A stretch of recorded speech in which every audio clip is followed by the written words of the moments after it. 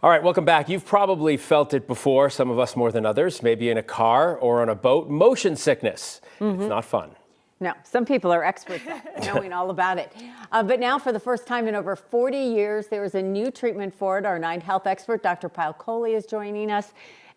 First of all, when you hear people talk about it, you're like, well, what is that? What does that feel like? What is it? So motion sickness is actually something that evolved to protect us. It's our brain's perception of a threat, usually a neurotoxin. It thinks we're getting a poison, because think about how our brain works. It's a big computer that takes an input from the environment. So what are the sources of input? Our eyes, right? Our joints, where they are in space, like when you're in a dark room, you still know where your body is. That's called proprioception.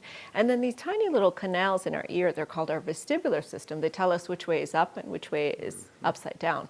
So if you're sitting in a car and reading a book, your eyes are stationary, right? But your canals in your ears, your vestibular system is perceiving the motion.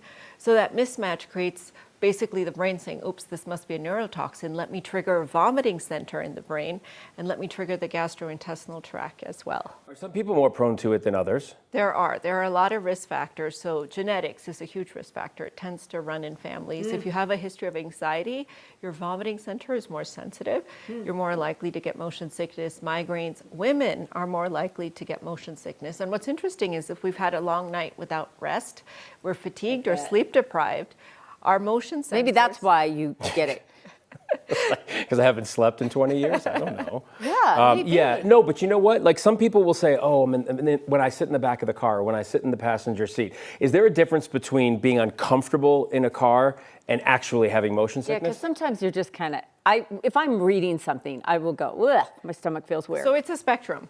And again, it's that how much the volume is turned up on that system. And as we go through our life, that volume on that system actually changes. So kids under 2 are very unlikely, for example, to have motion sickness. It doesn't manifest because their systems aren't developed enough to actually sense that motion. So the highest risk period for kids is between the age of 6 and 12. That's when you're really going to have kids get motion sickness, because their immature vestibular system doesn't know. And then for adults, I don't know how it is for you, Phil, but as we get older, motion sickness tends to go away, and that's because the sensitivity of our system evolves, but we also change our behaviors a little bit. Yeah, I'd say over the last 5 years, I've kind of grown out of it, in part because I traveled so much on planes and cars and whatever. So you get yourself used to it. Yeah, and maybe age too. That's possible. But I'm happy either way, whatever it is, because it's awful when you're really dealing with it and you're in an environment where other people aren't really feeling what you're feeling, and you're feeling sick. Well, and it's not only that. We think about our military, our Navy. It's pretty common, right? 80 million Americans have it. And so if you're one of those types and you're a pilot, you're in some kind of a profession that does create that mismatch all the time, how do you cope? How do you function? And even vacations, going on a cruise with your family, it can be really miserable. Yeah, the water. Yeah. So I have 2 questions. One, what is this treatment? How's that work? Would this also work, like, I know some people feel that same sensation if they have like an MRI? Or other things, or no? No, so this is not working on the anxiety center. Okay, so when you have an MRI and somebody gives you a Valium or a Xanax, that's what I thought. It turns off that anxiety, that fight or flight response where you have to flee the situation. But where this works on is the vomiting center. So it's really quite interesting, because the vomiting center still gets triggered in the same way by the motion sickness. So they did a placebo-controlled trial, and they gave people with known motion sickness, like Phil here, this medication, and they saw a 50% decreased chance of vomiting, and at the higher doses it was 75% less chance.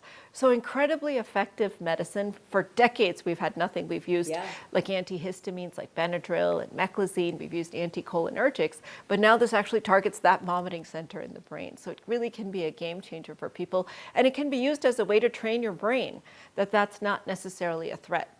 And after a while, we say circuits that fire together wire together. So if you stop triggering that vomiting center every time you get on a ship or in a plane or whatever, it's going to go away. Okay, that brings up another question. Go for it. No, go for it.